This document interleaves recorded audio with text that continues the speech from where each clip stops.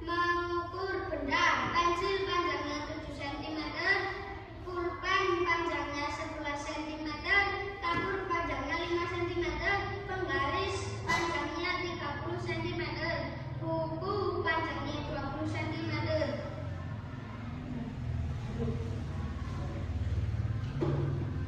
Nah, itu tadi yang di hasil diskusi dari kelompok pelajar.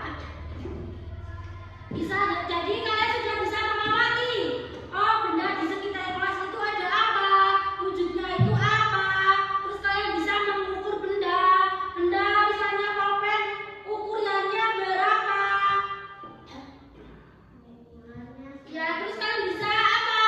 Membandingkan buku dengan pensil berat yang mana?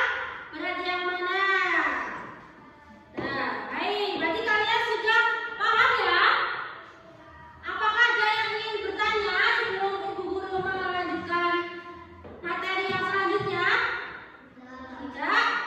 Kalau tidak ada yang bertanya, maka kita akan lanjut ke materi selanjutnya, yaitu kita akan membuat sebuah karya menggunakan barang bekas. Ya, kalian kemarin sudah Bu Guru suruh untuk membawa satu apa? Botol bekas, kedua gunting, tanah, dan keempat ada tanaman. Kita akan membuat pot bunga menggunakan barang bekas. Nah, sekarang boleh dimulai. Apakah sudah selesai? Ya. Kelompok 2 bisa maju untuk menunjukkan hasil karya yang kamu buat. Silakan. Bilang. Ini pot dari botol bekas. Ya. Ini adalah pot yang dibuat dari botol bekas. Jadi kita memanfaatkan barang bekas untuk digunakan apa? Dalam kehidupan sehari-hari, yaitu untuk apa ini? Untuk menanam tumbuhan. Apakah ada yang belum paham sampai sini? Apakah ada yang ingin bertanya? Tidak? Baik, kalau begitu, apa saja yang dapat kita simpulkan dari pembelajaran hari ini? Tadi apa aja kita sudah belajar tentang apa?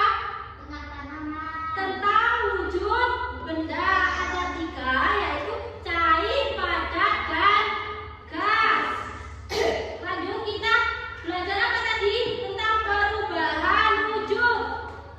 Nah, jadi wujud benda itu bisa berupa tadi ada menguap, menyupling, mengembun, membeku, mencair. Nah, tadi kita sudah mengukur apa? Mengukur benda-benda di sekitar kita dan membandingkan panjang, pendek, berat, ringan.